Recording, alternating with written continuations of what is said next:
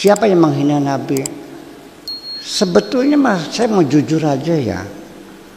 Orang yang mengatakan percaya Nabi juga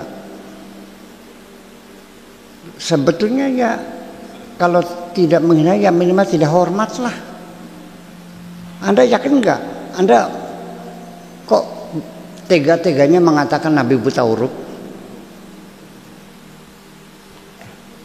Ya kan?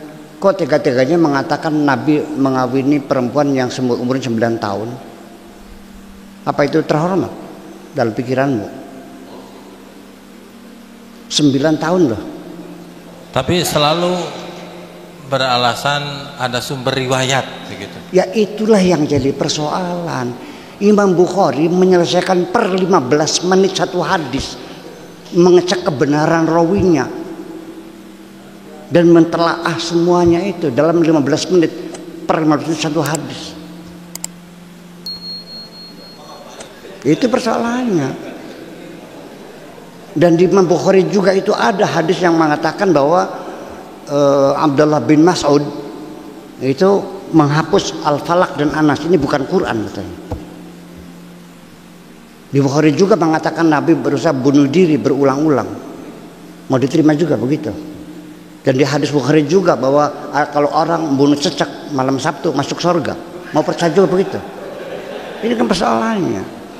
Jadi artinya kita oke deh, kita jangan mempercayai, meyakini 100% bahwa hadisnya di Bukhari pasti benar semua dan bertanggung jawab. Enggak. Selagi namanya katanya dicek dulu dong. Dulu Imam Bukhari menseleksi hadis, dasarnya kan curiga. Ya kan? Mencurigai barangkali hadis palsu. Artinya 600.000 hadis palsu semua. Artinya kayak apa suburnya pada waktu itu orang bikin hadis palsu. Betul nggak? Lah ya iya dong. Untung ada Imam Bukhari. Itu juga kecolongan kan? Lah iya, makanya kita jangan take for granted ya. Cobalah kita gunakan akal sehat lagi, kita pikir lagi. Jadi begini aja kesimpulan saya mah kalau hadis-hadis itu. Jangan bukan menolak hadis, bukan. Kita meneliti hadis. Kalau kita ini tidak menerima hadis, bukan berarti kita tidak percaya pada Kanjeng Nabi, bukan. Barangkali ada orang yang jual nama. Apalagi Nabi saya saja banyak yang jual nama jaribuya padahal mah beli je. Apalagi Nabi kan sebagai seorang pemimpin, ya artinya jual namanya kan laku. Mungkin juga banyak orang yang pinjam utang kata Buya. Ya dikasih. Minta sumbangan Buya lagi bikin ya kasih banyak kok.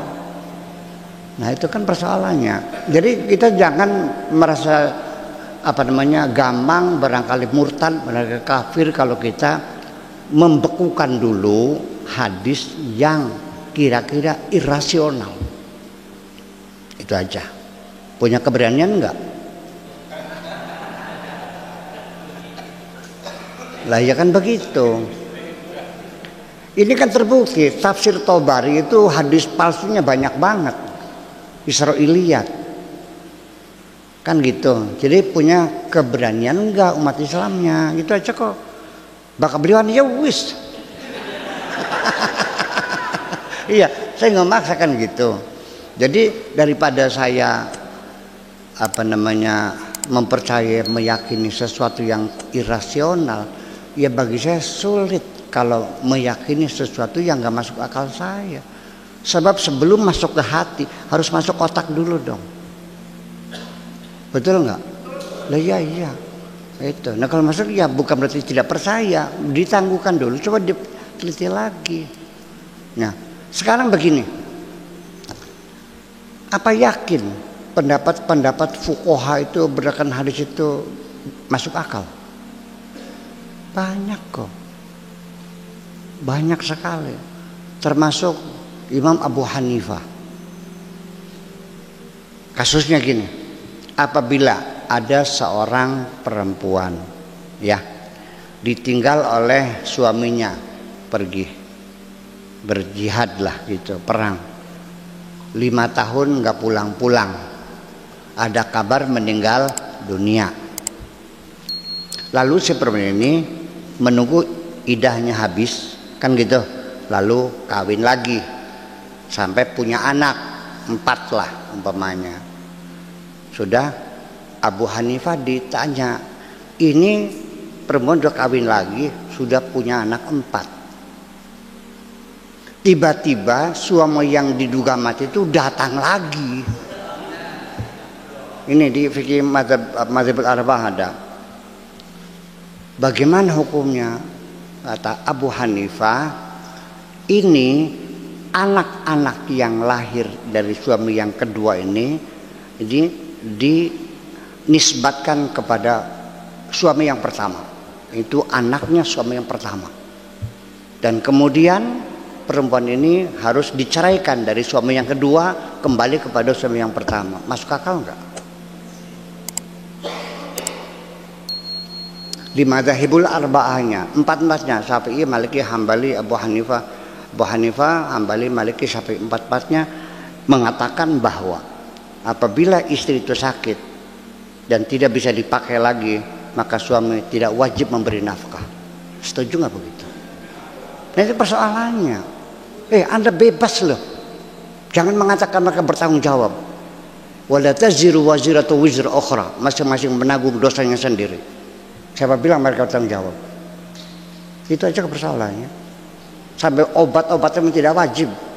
Kenapa? Karena barangnya nggak bisa dipakai. Ini kan persoalan. Maka dibaca di jilid 4 Kang Arif di mazhab al-arba'ahnya. Nah, ini semacam itu maksud saya. Yuk kita pakai logika saja. Tapi begini, kita tetap pakai sopan santun. Jangan menyalahkan orang zaman yang terdahulu. Mereka juga berjasa kok. Saya segini nih, jasa mereka juga. Saya mengerti fahwal khitab, adnal khitab, itu kan dari Imam Syafi'i. Ya kan gitu. Iya, jadi maksud saya ke depan kita bukan menyalahkan tapi menyempurnakan, merevisi, kan gitu supaya menjadi sempurna.